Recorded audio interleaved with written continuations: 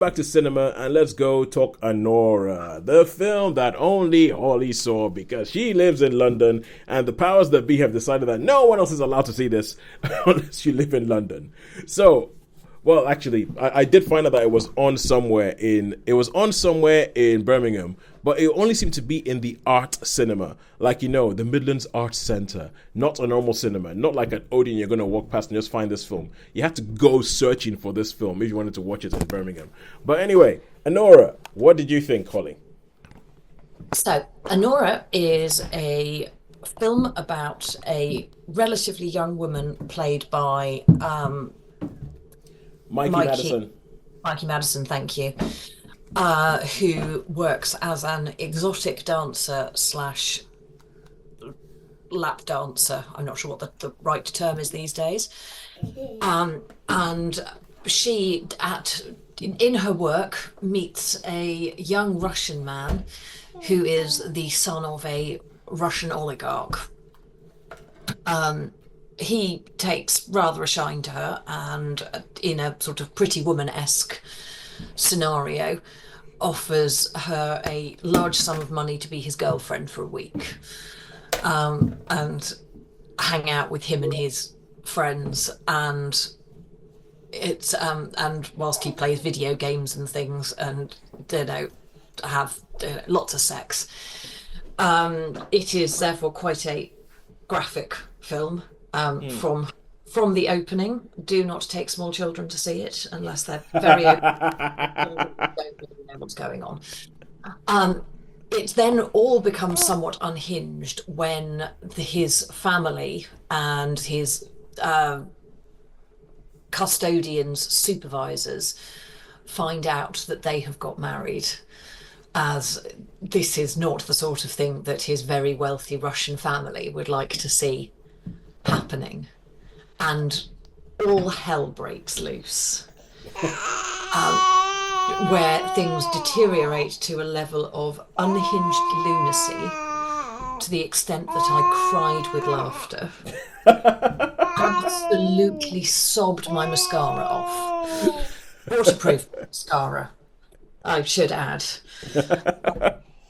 So all sorts of craziness happens as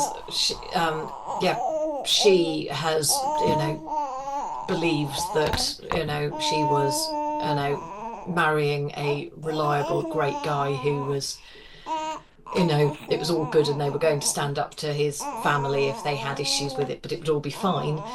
And the reality of how all of these things might unfold is not quite as she expected.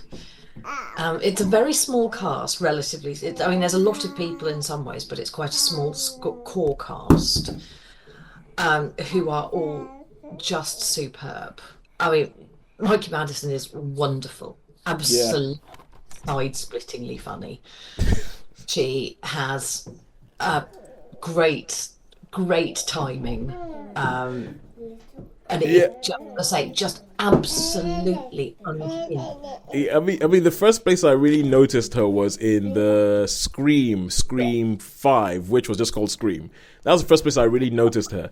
Even though apparently I'd seen her in Once Upon a Time in Hollywood, and I hadn't really noticed it because it's a small role. She is in Once Upon a Time in Hollywood. Think flamethrower. I have to confess that I kept falling asleep on Once Upon a Time in Okay, Hollywood. all right, cool. I So can't yeah, remember all of the details. yeah. So saw her in that, and that she is a great presence. She is a great presence, and I mean. A big part of it is that I spent most of Scream convinced that she was Ezra Miller's sister. Yeah, And it was one of those things where you're just going, Rick, is that? I actually had to go afterwards and Google and see if there was any relation between her and Ezra Miller. No, no, apparently none. Apparently none. But to me, to my mind, there's a resemblance. But I think Mikey Madison is somebody who I'm like. After I'm like, oh, I would like to see more stuff. So I'm really happy that she's gotten this lead role that's creating a whole bunch of buzz. And everything I've heard about this film is like going, yeah, it's crazy, and she really sort of like brings them gonzo mad energy. yes. Yeah, I think that's exactly it. It's proper gonzo mad energy. All right, cool. Okay, cool. So that's Cast her It's almost hard to articulate the energy she's able to present. Well, Vince is also it's a Sean Baker film, and Sean Baker does that in his films. There's just this kind of like almost undefinable quality about them. Just kind of like it's just a bit mad. How? Just a bit mad. It's like yeah. So It's hard to articulate something that's quite a fundamentally not a terribly complicated or in some ways long plot, yeah.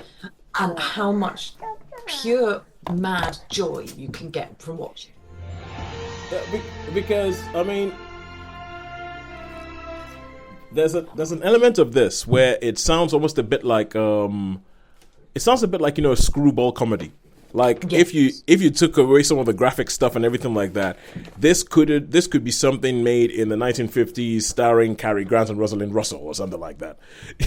It's As a base premise, yes, but it's a bit more rather more violent than a 19. yeah. If you took the graphic stuff away, if you go, but the basic story seems to be that, and then, but it's about how you go about it. So this is a film that I am really looking forward to seeing when I'm finally allowed to see it on a streaming platform near me, because hey, anyway. Okay, so how many stars would you give Anora? I'm going to give it a high 4. It's on the edge of a 5, and I can completely understand why it won the Palme d'Or. Yeah, a high 4 for Anora. All right, okay, and now